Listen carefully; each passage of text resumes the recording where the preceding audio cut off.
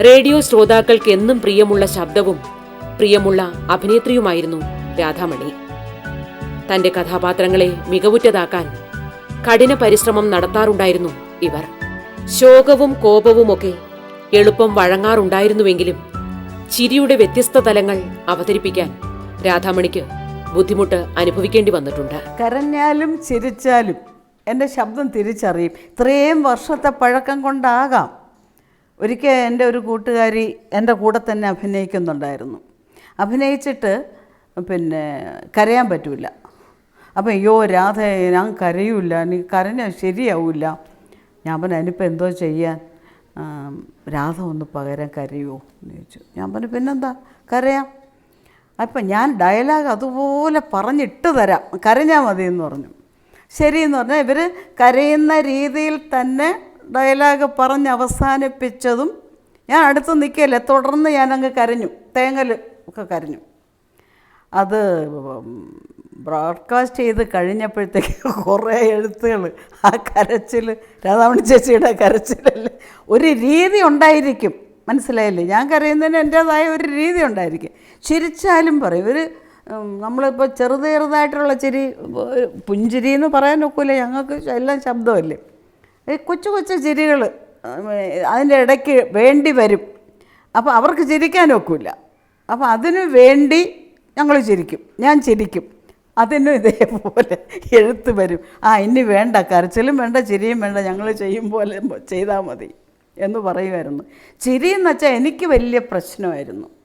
കാരണം ഈ പൊട്ടിച്ചിരി ഞാൻ നിലവിളിച്ചിട്ടുണ്ട്. ഒരു ഇംഗ്ലീഷ് നാടകം ഈ യുവവാണി നടത്തുമ്പോൾ ഒരു പെൺകുട്ടി കിണറ്റിനകത്തോട്ട് വീഴുകയാണ്. ഒരാൾ പിടിച്ച് തള്ളുന്നു, അതിന് നിലവിളിക്കണം, ഗംഭീരമായിട്ട് ഒന്ന് വിളിക്കണം. ആ കുട്ടി പറഞ്ഞു അയ്യോ എങ്ങനെ വിളിക്കുക, അതും സ്റ്റേഷനകത്തിരുന്നിങ്ങനെ വിഷമിക്കുക. അപ്പോൾ യുവവാണി നടത്തുന്ന ഒരാൾ എൻ്റെ കമ്പനി, അതാണ് ചേച്ചി ഒരു വിളി വിളിച്ചു കൊടുക്കൂലേ. ഞാൻ പറഞ്ഞു ഇംഗ്ലീഷ് വിളിയൊന്നും എനിക്കൊക്കില്ല. അപ്പോൾ പറഞ്ഞു വിളിക്ക് ഇംഗ്ലീഷ് മലയാളം ഒന്നുമില്ല, ഒറ്റ വിളി അങ്ങോട്ട് വിളിച്ചാൽ മതി, അയ്യോ എന്നൊന്നും പറയണ്ട എന്ന് പറഞ്ഞു. അങ്ങനെ ഞാൻ വിളിച്ചിട്ടുണ്ട്. എനിക്ക് നാടകത്തിലൊരു പൊട്ടിച്ചിരി, എന്ന് ചിരിക്കുന്ന ചിരി വന്നാൽ ഞാൻ ചിരിക്കൂല, എനിക്ക് ഒക്കില്ല. എന്നുവെച്ചാൽ ഞാൻ നായിപ്പോവും. എനിക്ക് പേടിയുണ്ട്. എങ്ങനെ ഇത്രയും പേരുടെ മുമ്പ് വെച്ച് ചിരിക്കുന്നതെന്നൊക്കെ വലിയൊരു നാണക്കേടൊക്കെ ഉണ്ട്. അപ്പം ഞാൻ എന്ത് ചെയ്യുമെന്ന് അറിയാമോ, ആ റോള് വെച്ചേക്കും. അങ്ങനെ അറ്റത്ത് വരുമ്പോഴത്തേക്ക് ഓടി ദേവകി അമ്മ എവിടെ ഉണ്ടെന്ന് നോക്കിയിട്ട്, അവർ സ്റ്റേജിലൊക്കെ ചെയ്ത് നല്ല പ്രാക്ടീസുള്ള സ്ത്രീയല്ലേ. ഞാൻ പറഞ്ഞു ദേവിയൊക്കെ ഓടി വരൂല്ലേ, എനിക്ക് ഒത്തിരി നിലവിളിക്കണം, അല്ല പൊട്ടിച്ചിരിക്കണം എന്ന് പറയും. രാധ ചിരിക്കൂ. ഞാൻ എന്നെ കൊണ്ടുവെക്കൂല, ഇവരെ കൊണ്ടുവരും. ഞാൻ ഈ പറഞ്ഞതുപോലെ പൊട്ടിച്ചിരിക്കേണ്ട രീതിയിൽ ഡയലോഗ് പറഞ്ഞങ്ങ് ഇട്ട് കൊടുക്കും, ഇവരവിടെ നിന്ന് പൊട്ടിച്ചിരിക്കും. അങ്ങനെയായിരുന്നു കുറച്ച് നാൾ.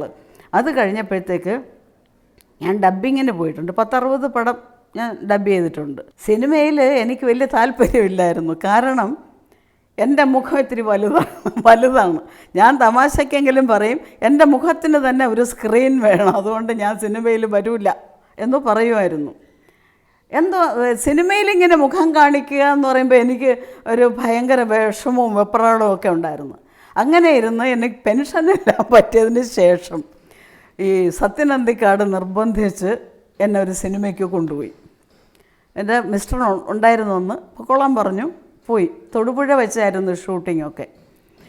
തലേ ദിവസം വരെ ഞാൻ ഉറങ്ങിയിട്ടില്ല. രാത്രിയോ നാളെ ഷൂട്ടിംഗ് ഉണ്ട്, എനിക്കിത് തന്നെയായിരുന്നു വെപ്രാളം. അപ്പം നമ്മുടെ ഭരത് ഗോപി ഉണ്ടല്ലോ, ഗോപി അവിടെ വന്നു. അപ്പം ഞാൻ പറഞ്ഞു ഗോപി സിനിമ അഭിനയിക്കാൻ വന്നിരിക്കുകയാണ്. ചേച്ചി ഒരുമാതിരി തമാശ കാണിക്കരുത്, ചേച്ചിയാണ് ഞങ്ങളുടെ ഗുരു, എന്നിട്ട് ചേച്ചി വിഷമിക്കുന്നോ എന്നൊക്കെ ചോദിച്ചു. എന്തായാലും അതിലൊരു ശകലം വട്ട് റോളാണ്.